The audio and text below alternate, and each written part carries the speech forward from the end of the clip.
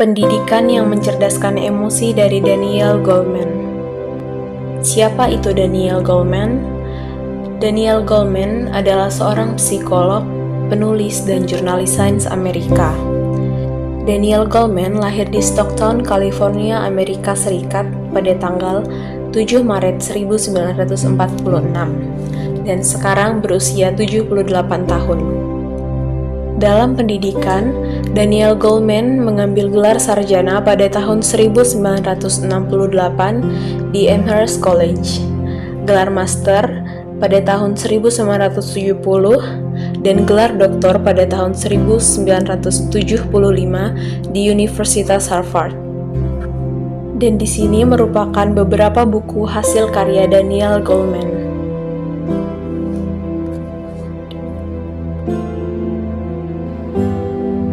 Masuk pada pokok bahasan, konsep emosi.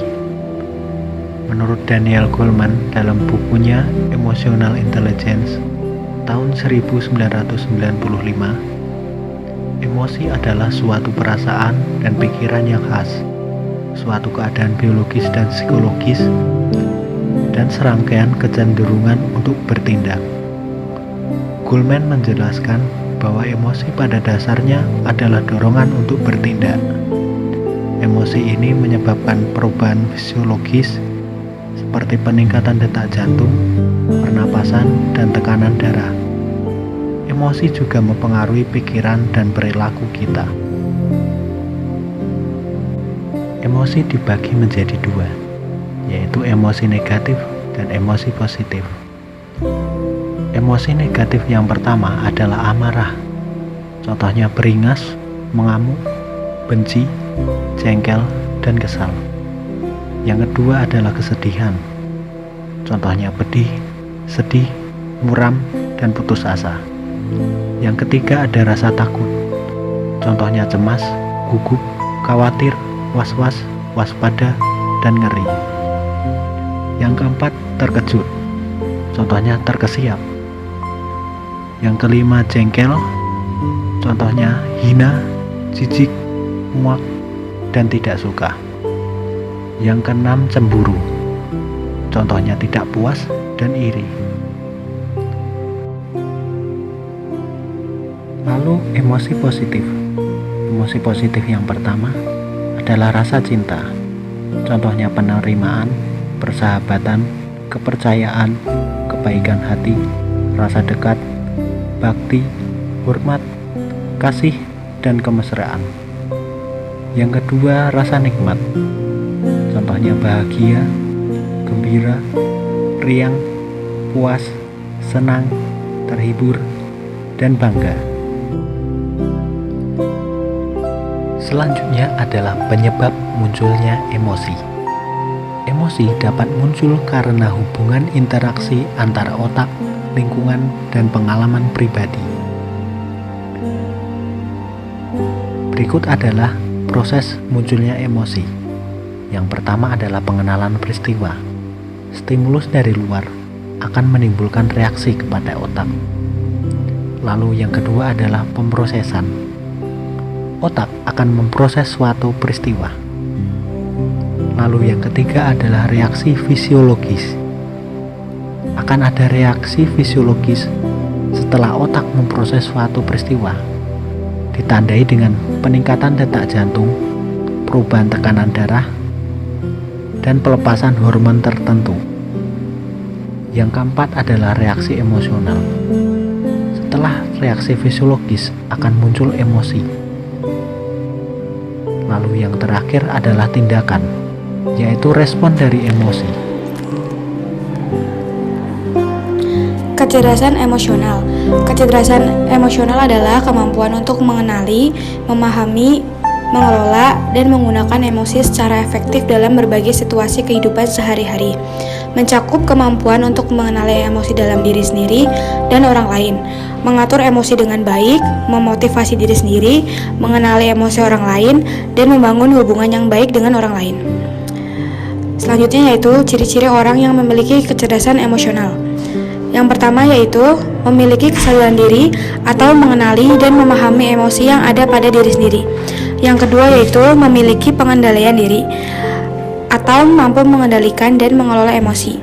Yang ketiga yaitu memiliki kesadaran sosial, yaitu peka terhadap emosi orang lain. Yang keempat yaitu memiliki keterampilan hubungan atau mampu membangun dan memelihara hubungan yang baik. Yang kelima yaitu memiliki empati atau peduli terhadap emosi orang lain. Selanjutnya yaitu ciri-ciri orang yang tidak memiliki kecerdasan emosional. Yang pertama yaitu tidak mampu mengenali diri. Yang kedua yaitu sulit mengendalikan emosi. Yang ketiga yaitu kurangnya empati. Yang keempat kurangnya motivasi diri. Dan yang kelima yaitu kurangnya keterampilan sosial.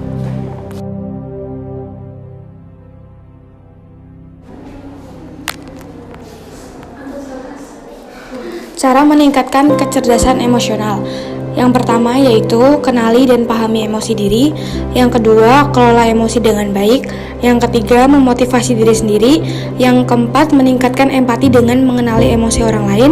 Yang kelima yaitu membina hubungan dengan orang lain. Selanjutnya yaitu pendidikan yang mencerdaskan emosi. Ciri-ciri pendidikan yang mencerdaskan emosi yang pertama yaitu menekankan pada pengembangan kesadaran diri atau mengenali emosi diri. Yang kedua yaitu mendorong pengembangan empati dengan mengenali emosi orang lain. Yang ketiga yaitu meningkatkan kemampuan mengelola emosi. Yang keempat, membangun keterampilan sosial dengan membina hubungan yang baik dengan orang lain. Yang kelima yaitu menciptakan motivasi bagi diri sendiri. Selanjutnya yaitu pendidikan yang tidak mencerdaskan emosi. Yang pertama yaitu fokus hanya pada keterampilan kognitif atau IQ dan pencapaian akademik. Yang kedua yaitu menciptakan lingkungan belajar yang menekan dan kompetitif. Yang ketiga yaitu mengabaikan perkembangan emosi dan sosial siswa. Selanjutnya, contoh konkret pendidik yang melaksanakan pendidikan atau pembelajaran yang mencerdaskan emosi peserta didik. Di sini kami mengambil contoh seorang pendidik yang menggunakan permainan bermain peran dan simulasi. Permainan bermain peran dan simulasi merupakan strategi pembelajaran yang ampuh untuk mengembangkan kecerdasan emosional peserta didik. Yang dimana dalam strategi ini peserta didik mengambil peran sebagai karakter tertentu dan berinteraksi dalam situasi yang disimulasikan. Melalui permainan bermain peran dan simulasi ini dapat meningkatkan kesadaran diri peserta didik yang dimana peserta didik belajar mengenali dan memahami emosi mereka sendiri dan juga dapat mengembangkan empati peserta didik di mana peserta didik belajar memahami perasaan orang lain dan berempati dengan mereka. Juga dapat meningkatkan pengendalian diri, di mana peserta didik belajar mengelola emosi mereka dengan cara yang sehat, yaitu dengan permainan bermain peran dan simulasi tersebut. Selanjutnya adalah konsep penjelas. Hubungan emosi dengan pikiran. Terdapat hubungan yang erat antara emosi dan pikiran, di mana emosi dan pikiran saling mempengaruhi dan bekerja bersama-sama. Emosi dapat mempengaruhi cara berpikir seseorang, dan pikiran dapat memicu emosi. Lalu hubungan emosi dengan keinginan. Terdapat kaitan antara emosi dan keinginan, di mana emosi dapat mempengaruhi apa yang sedang diinginkan. Misalnya, saat mengalami emosi positif, emosi ini dapat memotivasi tujuan yang ingin dicapai. Lalu untuk emosi dan tindakan. Emosi dan tindakan memiliki hubungan yang sangat erat karena emosi dapat memicu munculnya kecenderungan untuk berperilaku tertentu. Contohnya, rasa marah mendorong seseorang untuk bertindak tegas, sedangkan rasa sedih mendorong seseorang untuk mencari penghiburan. Dan yang terakhir adalah bagaimana cara mengendalikan emosi. Cara pengendalian emosi yang baik adalah dengan menenangkan diri dahulu. Lalu, temukan hal yang memicu munculnya emosi tersebut. Lalu untuk menyelesaikan masalah, berusaha dengan cara yang tepat. Inilah pentingnya untuk mengenali dan mengelola emosi.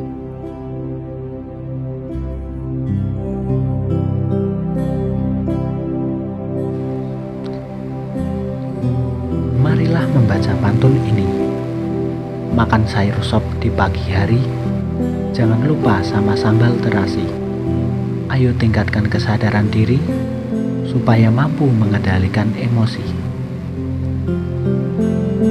Sekian dari tim 8E PGSD USD dengan Ketua Kelompok Julius Damar Tetuko dan anggota Gian Cinta Melani Juneta, lalu Ayunda Citra, mengucapkan mohon maaf apabila ada kesalahan kata, dan terima kasih telah menonton video ini.